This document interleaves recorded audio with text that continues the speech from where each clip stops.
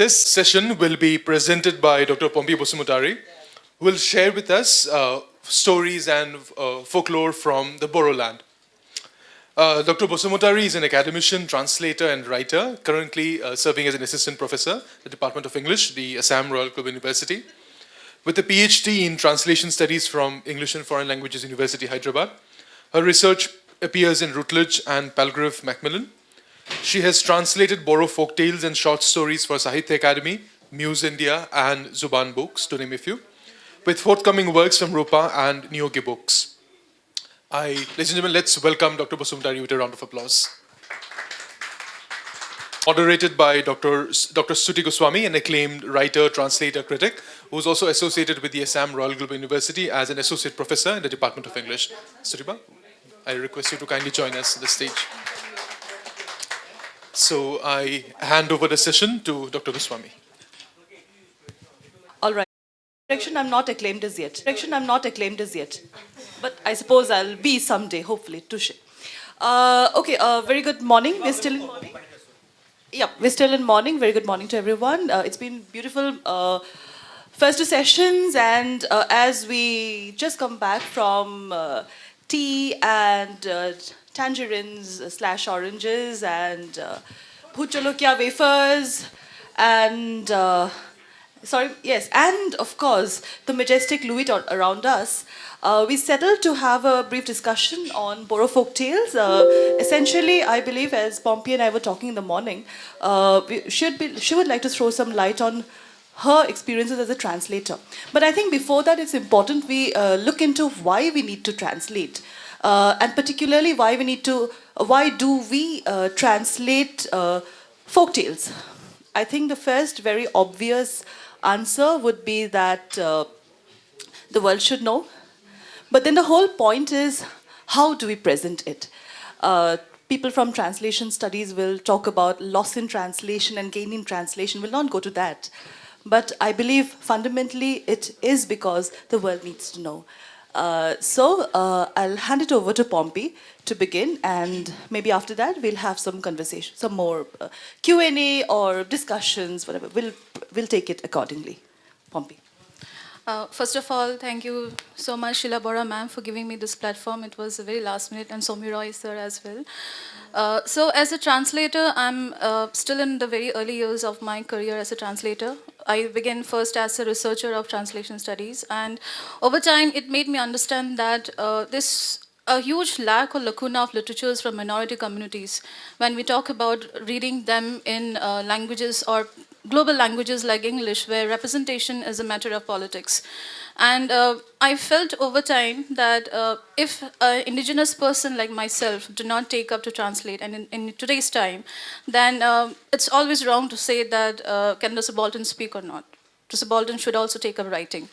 And so I begin from the theory, and then I move towards empirically engaging with the field. And so during the course of my PhD, I was looking at, since I wanted to work on colonialism, I came across literatures basically from the print culture, which was for my community and various minority communities, it was only oral literatures being documented. But fortunately or unfortunately, most of them just went as appendix to linguistic studies. Or they were portions which had Roman transliterations also available to show how the linguistic or syntactic structure or phonetic structure of those languages are present. And that led me on to the first book that came out in 1895 by Anderson, who was an ICS officer. And that book was an edition for a grammar book that already existed for Boros by Sidney Endell, who was a missionary worker. So discovering that book led on me to a childhood memory I had where one evening or late night, I don't remember when, we had a bird singing. And it's very common to have birds around. Assam is full of flora and fauna. And I was surprised that I did not find that story in that collection.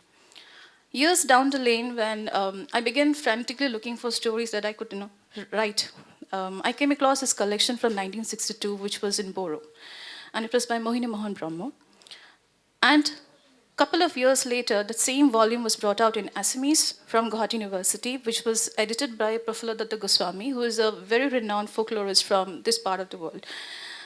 And so now I started comparing. The first one came from Dorong district, which was majorly a tea plantation would-be garden. And the second one came when a native speaker tried to collect the same work from his own region. And I started making a comparison between what kind of stories both of them have. The first one had mostly what folklorists would consider, filling up the tropes that all folklores need to have. Stories about, myth or vice, moral values and all. But the one which was collected by the native speaker had mostly to do with nature. It was quite interesting. So there were instances of onomatopoeia, I think, I'm sorry. So I have 2 videos of that bird stories as well that I'll be presenting, and what it meant, how we translated that and adapted that to our community, and how we created a story out of that. And apart from this, there were many stories where it did not fill in the European trope of how, Western trope of how stories are about humans alone. So we had animals and birds who represent.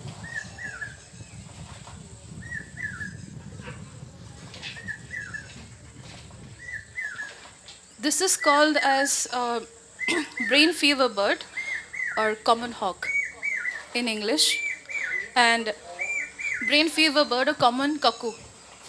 Wait, common hawk, yeah. So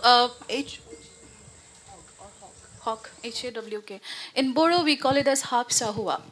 The way the bird sings it, harp sahua, harp sahua, harp sahua, harp sahua, yeah. Yeah, so we're imitating that sound, and we have a story, which it's actually a very tragic story about a very young couple who loses their boy to a fire accident that takes place in a paddy area they just cleared. The baby crawls into the fire, it gets charred, and the parents take the charred dead body and goes to the forest. Now, a very interesting anecdote I discovered is that we don't have a native word for forest. We call it as jungle. Jungle is again a loan word for us. Yeah. Hagra means grass. We don't have other words for forest in our language. Habi is again Assamese word that came to our language. So this is one. And the second one. Next two. This is Indian cuckoo. Yeah. So there's one. Bo coca coat.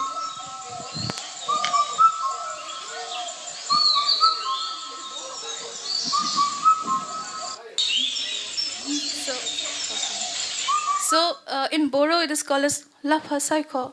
Lapha Saiko. So Lapha Saiko was the name of a zamindar who, there's a very interesting mythical story of how, we are known as a land of spirits, isn't it? So a spirit comes and tries to overtake this man and fools him over time by making him believe that the workers he has to help him cultivate, they are actually, cultivating, but he is delaying it to irritate him. So over time, he drives this man to craziness, and he curses him that you will run around calling your own name. So this man, out of frustration, he runs to the deep forest and he transforms into a bird. In the first story also, the husband-wife, the couple, they run into the forest and transforms into a bird. Now, we do not know if the gender changes or not, but we just know them as a common gender story. Okay.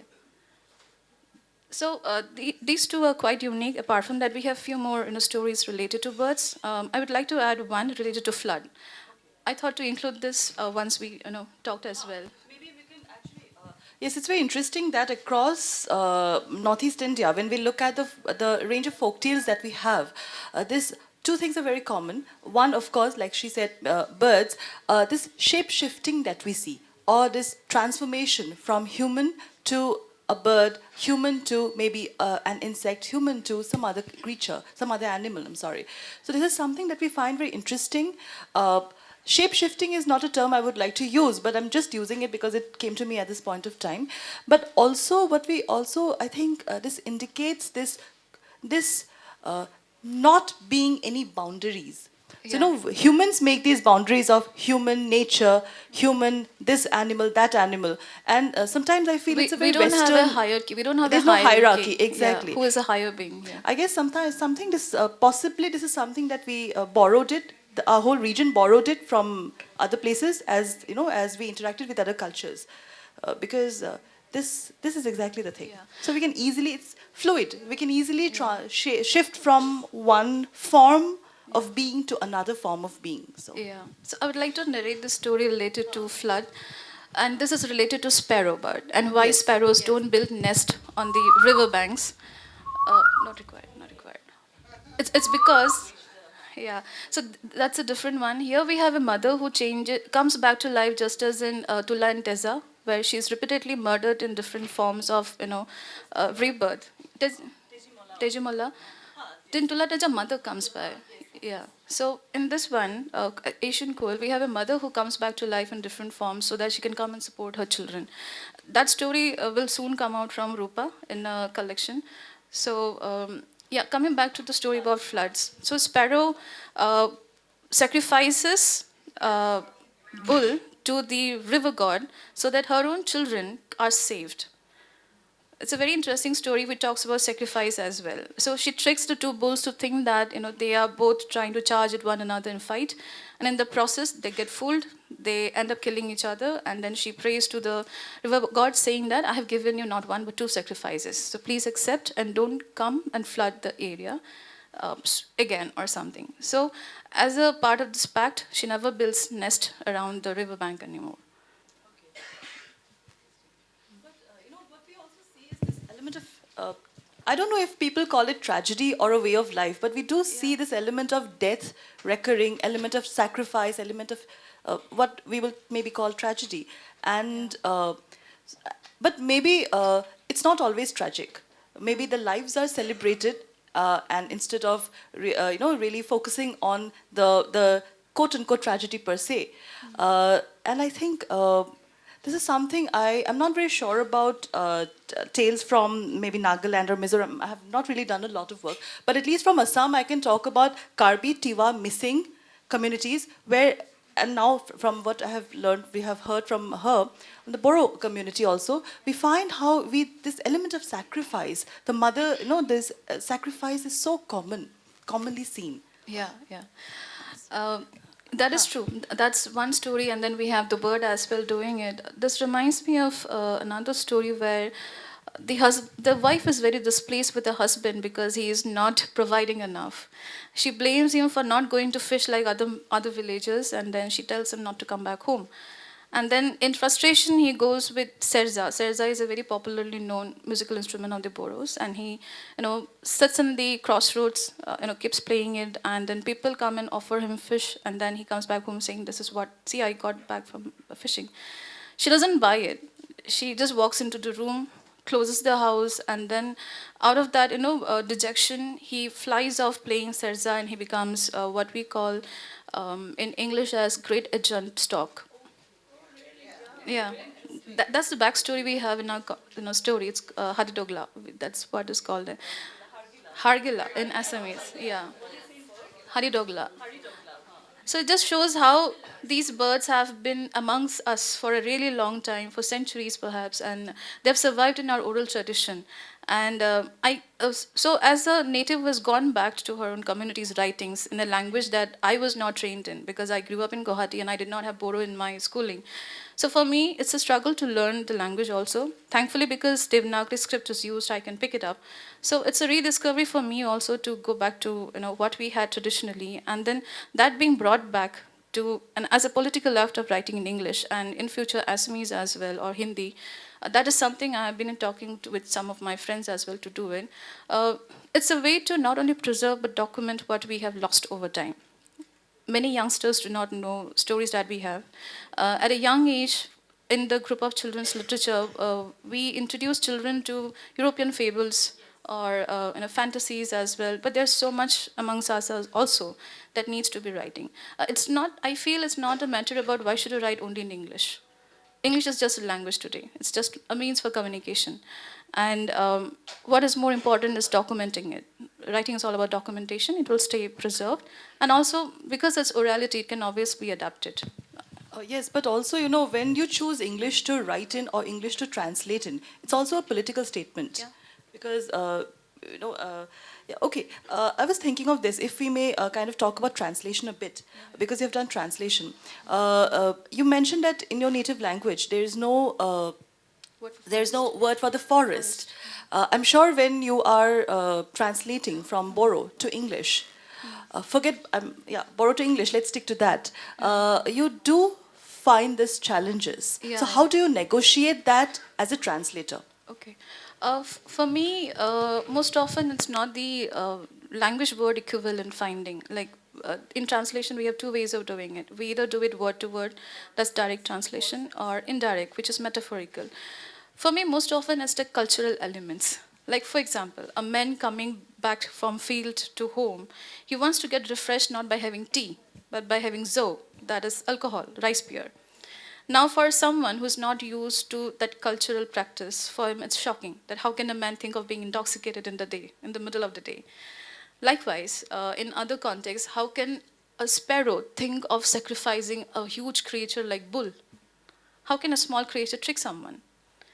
So I feel folktales tell us not to undermine someone just because of the size or intellect. Probably we have started undermining them over time, as we started believing that humans can take over these things. Yeah, okay. So, could you share any example of how have you tried to deal with translating metaphors? Because our languages are very idiomatic. All our languages, native Yeah. languages are, Yeah. and also at the same time, since they are so culture specific, translating metaphors I think becomes a challenge when we are like translating from one language to another. In case of Boro, since I have not translated as much as I would love to do, I have not found a lot of difficulty with oral narratives because those are mostly simplified forms. But I'm currently translating a story I've been struggling with the beginning for a very long time. It talks about how she feels that she's cursed and for a sin in some other past life that for which she's suffering today. Now I do not know how to begin it. So sometimes it's a sequence of what do you want to put forward. Should I talk in a very declarative way, and English language usually starts, that I feel cursed, which is why I'm suffering today? Or should I say that what a cursed life I have? Or am I doomed to be cursed my whole life? So I need to know, should I start with a surprise exclamation, or should I just consider that I'm doomed forever? But the story don't follow, it's written in Boro, so it doesn't follow the time frame with which English writings work. Again, oral narratives, communities who come from orality, we do not have a very fixed time frame. We switch very frequently. And it's very fluid, time is very fluid. Time is a factor I found very difficult to mention. But I think as translator, you can, or we can also play around with the narrative styles, because it's not so much as taking in a particular language and implementing it. It's more of trying to Absolutely. localize it or domesticate it. Use whichever you want. Yeah. Okay, is there any other story that you would like to? I think you have, right? I do have, but I think we can move to. Should I share more? Yeah, I think we would also like to hear at least one more story. Again, if it sits well with you, anything to do with river, because we are sitting right in the middle of this majestic river. Yeah. With river, that's the bird story, that the only one I had come across. But if you want me to check for more, Okay. In the meantime, so you're translating from Boro Yeah, Boro to to English, right? So are these are stories that have been already transcribed? transcribed, translated as well, and the collector, compiler, Mohini Mohan had brought it out in Assamese also. Okay, but you have translated from the Boro. From him. Boro one, Boro The volume. Boro volume. Okay. What about there must be a lot of folktales untranscribed still. Yeah, obviously. So So I- a lot of research work has happened, mostly in terms of theoretically placing how Boro stories are. And probably not a lot of compilers anymore, because oral tradition is also slowly dying.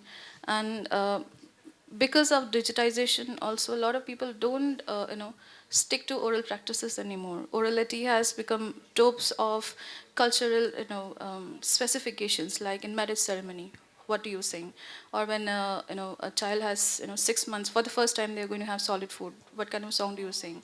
It's not related to our everyday practices anymore, like stories that we pass on to. In fact, it is said that what we publish as grandma's tales in today's time is a very European practice that came to India after the colonization. So many stories that which is part and parcel of our everyday life called came to be called as grandma's tales, whereas our grandmothers did not have time to tell tales. They were busy. They would stay up till late, wake up early in the morning at 3 o'clock, pound the rice to feed the family because we did not have gas. We all had firewood to collect. My mother come from a family of 13 siblings, and so there would be extra people and mouth to feed who are probably workers in the households as well. So now the modern life has reduced most of the times that could have gone in documenting or just orally practicing. But I do think we need to have more documentation of Yeah, absolutely, tales. absolutely. Yeah. Because again, it so much depends on the choices of words that are made, because they also will give us newer connotations. So thank you, Pompi. I got reminded of this book from 1918 called as, in transliteration, it stands for Boro Stories and Values, which was published collectively from Coach Bihar as well, because we have Boro communities spread out in those parts also. And it's a very interesting documentation of what Hinduization has done to tribal communities. So some of the early story had a very interesting anecdote of placing Hirimba as part of northeastern part, and so it made me wonder to see how Hirimba's story became a trajectory that traveled across time. Hirimba for the stereotype Mahabharata, I'm calling it a stereotype. She is a demon. But for tribal communities, she is part of their culture. So it's a saying among Dimasa Kosari. Kosari, Boro, Dimasa, we were part of the same language group, Boro Garo. Yeah, so for us, she is a member of our community. And when Hirimbat was taken to Malaysia as part of the Ashoka scriptures movement there, she and her son, Ghotat Koch, became part of a very interesting puppetry tradition. So it was very interesting to see how characters over time gets demonized because they are non-Aryan, or they are celebrated in some parts. In fact, there is a temple for Hirimba in Himachal Pradesh. Yeah, and they do not follow the traditional form of worship in Hindu temples. It's slightly different. Yeah, so that was another interesting factor I found, which links us to Sanskritization process. I think it is. Okay. Very interesting. You have just said that there's no word for forest. Yes, Yeah. that's what I was thinking about it. Yeah. In Assamese, what word do we have? Jungle, hubby. Jonghol is also a loan word for us. You said is an Assamese word. Hubby. Ma'am, Assamese has been a dominant language in the region for centuries, probably because we stayed close for so many years, centuries, so probably we took it. Because I remember Yeah. we have been moving around in the forest from childhood. What do we say? I was trying to I think hubby, bon, We have bon. These are bon is also Bon. used. Huh? Oranno. Oranno Yes, might be yeah. another word. Oranno is also less used. No, Bananiba. Jungle is a loan word. Jungle it came from jungle and jungle. We have a linguist here, so so when this collection was brought out, Anderson does a line by line parallel translation done of Assamese and Boro, and he goes on to prove that how this very easy to word replacement of the words syntax shows that the communities have been staying together closely for so many centuries that there has been so much of linguistic exchanges as well that took place phonetically and syntactically as well. We never think, when using that word, Yeah. whether it is our word or are we taking it from some Jokola is Jambola. But we hardly use jungle is what? Jungle is a very Anglo. Yes. British. That language, that English borrowed it with the British. Yes. Or maybe they took it up from us. Like there are many loan words in English from India as well. So jungle is actually a borrowed word from, it's borrowed into English from Persian. From Persian? Persian, right? Yes. Oh. Persian through. And because the British picked it, like Almira, another word that the British picked, like And another I'm very curious to know, because Yes, ma'am. our folk tales have a lot of women spirits. yes. You know, we have Yeah. a lot of women spirits in us. What about the Bora folk tales? I have Do you not come also across. spirits? We have spirits as Bira, which is again local myth, right? So in this other story where the landlord is being tricked, it's a Bira, who is one of the 7 brothers. He's the youngest one who gets trapped in the compound, and then he decides to trick him over time to make him have a major loss and drive him to madness. Okay. I So think trickery is a very, important element. There's one story, I do not know if it would be appropriate to tell it here. So, go ahead. Yeah, yeah. so this story was collected by Anderson and published in 1895. So here we have a Brahmin and a servant boy. The story was, I think, adapted 4 times later on, and in various versions, and it gets reduced, adapted, and paraphrased as we gradually move decades ahead. So in this original story, the Brahmin has the Boro as a servant. The story shows how the Boro servant, who is known to be dumb, dull, dim-witted, the metaphors that run for any tribals in all of these colloquial works, and he goes on to show how he tricks this man and makes him write a letter without his knowledge that he is supposed to make this man, the Boro servant, marry his daughter once he reaches the house of his brother. So this is the way of trying to reverse, counterattack the, popular trope that, Boros are dull, dumb, and Brahmin, who are the, privileged and worldly wise, can be fooled, outsmarted. Yeah, I was thinking about this, and I think after this, we'll put it, open this house for Q&A. You mentioned about Anderson documenting the folk tales for the first time.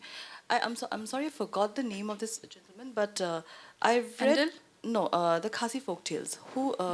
So Yeah, I know. sorry. No. No. No, that's what I was coming to. There's this British gentleman. I'm so sorry, I forgot Is the it name. woman, Mrs. Raffi?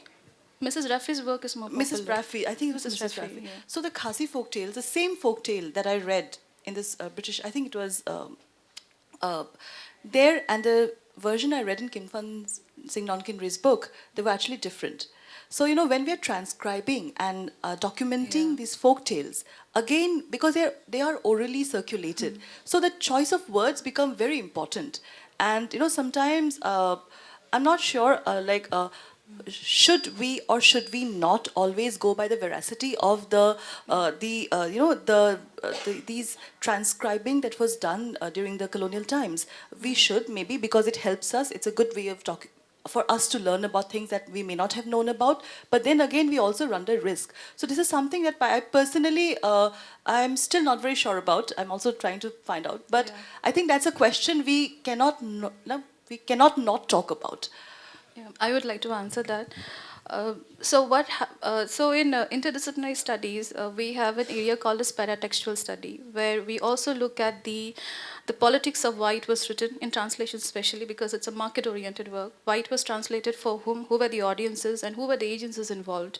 So in these translations that took place among, translation or just compilation only, they had the agenda of producing it back for our colonial administrators. So the Anderson's volume was printed from the Secretariat Office in Shillong, and Mrs. Raffi's work is also published from Secretariat Office in Shillong. Likewise, Sydney Endel's both the Kosari's volume from 1920 or 12, and then the other one, Outline Grammar, was also printed from the same Secretariat Office. So they were supposed to collect the tales from these far-off peripheral communities and produce back as part of something that is called as colonial knowledge production. And it was required not to celebrate what they have, but rather as a scientific document of what these communities, have as a part. And because tribals did not have written scripts, so there was no, rich literary culture like, say, in northeastern part, Manipuris had, or Assamese had. So they had to rely on oral traditions to understand the culture, the people. In fact, Anderson's book was meant for a supplement for the grammar book, and also for the tea plantation owners in Dorong district, whose early workers were Boros and Nagas. Yeah. And it brings me to other part, paratext. We need to read the preface very carefully. Preface mentions about these communities as, figments of a savage mind, or, dull imaginations. I hope you have, pleasure reading these stories in colonial bonfire. narrative, It's not meant for serious deliberation. Yeah, this is something we find across. Yeah. You were mentioning that the workers were Boros and Nagas. Nagas, yeah. But that's the first time I'm hearing Actually, about even- Nagas working in the tea gardens. Yes. But I do know Yeah. that Nagas were always called to The cut leather the roads, jungle. yes. Yeah. Also leather Because roads, I my guess. grandfather, he built his wealth on that. Okay, Yeah. yeah.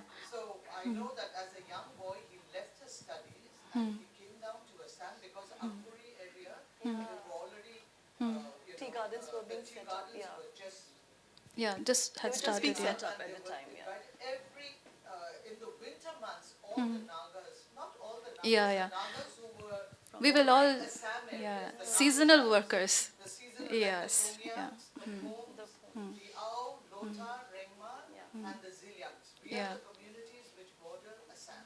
Yeah. So I don't know much about the Angamis, but I Huh. don't think the Angamis came down for that. But I do know that the Ao, my community, the Lotas, but mostly the Angamis, the Ao and the Somyans were always in the winter months and spending about 4 months, 5 months. And Yeah. once the heat starts, they come back. Yeah. Steel will, yeah, steel will But road it was always for cutting down, the laying the jungle roads. Yes. and burning it down, slash and burn, and then the tea gardeners would take over. So, in what role were the Boros involved in? Yeah, so Boros, like the Nagas, were also seasonal workers. We had this practice until few decades, until handloom and other practices took over as employment. So Britishers would engage Boros, who were mostly manual workers in many of the major communities, and Nagas were also brought in from. They came to the foothills to clear these areas. But the Britishers had a problem that we did not stick around. Once we get the payment, we leave the job and go. So I think it was fortunate for them that the plague happened in central India, and then they just brought in most of the central Indian communities like Mundas and Santhalis to work permanently here. Yeah, and then they got a very wrongfully given term as tea tribe, which is actually wrong. It's very politically wrong. Yeah, yeah, yeah.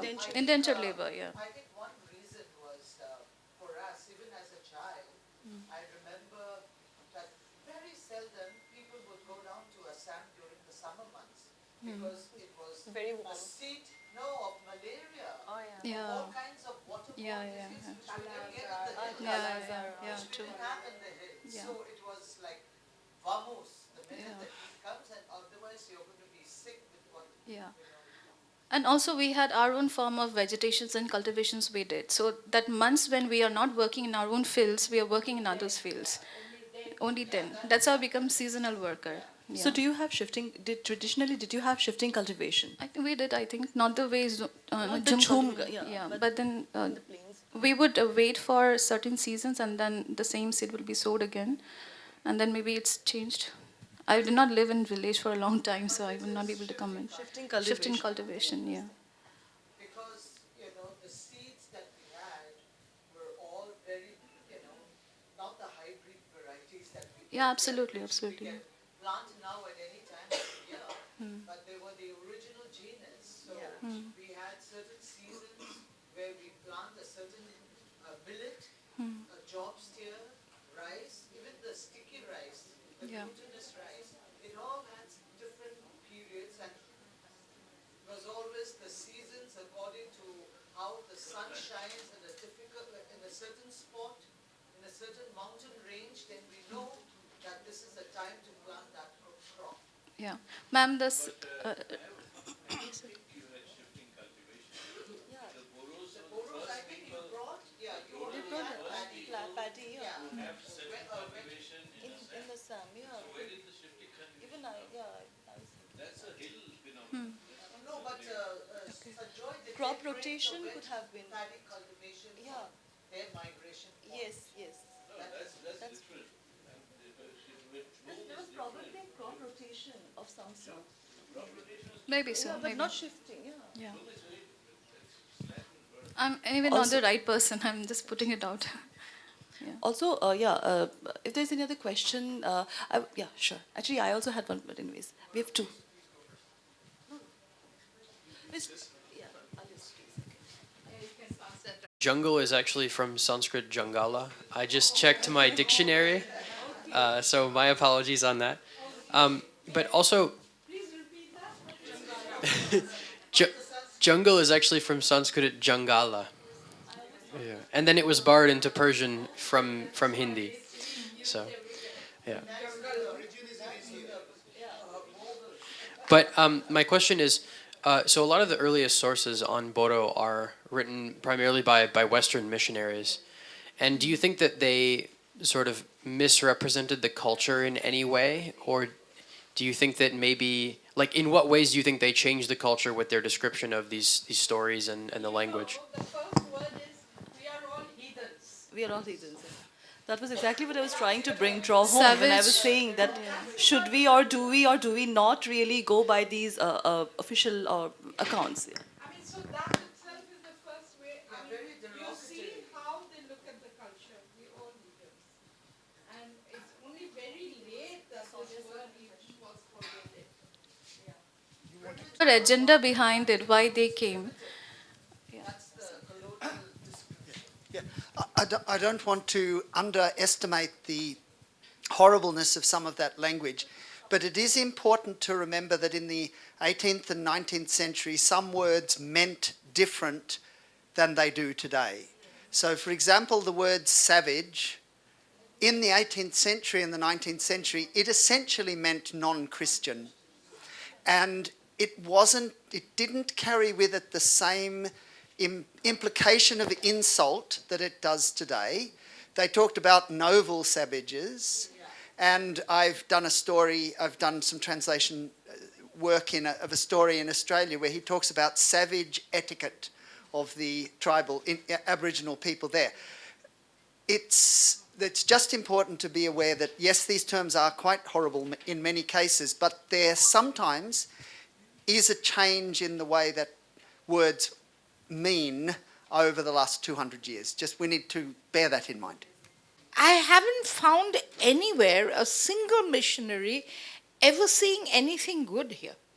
With any community, with any group of people, it may be the Boros, it might be the Manipuris, it might be the Nagas, it might be the Assamese. I have not seen them writing anything good. I mean, the descriptions of every community has been very, very derogative, actually.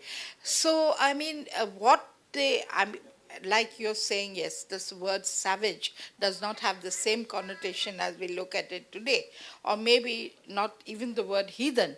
But finally, the government had to debar the use of that word, Said no longer can we use the word heathen. So, that's why, so, yeah. They couldn't have done it without undermining their culture. Yeah, that is, no, their objective is something. Their objective was this. No, that is there. I mean, it all started with considering others as inferior race. It starts with that. That is to break your morale. Only then you would. It's getting exciting. I know.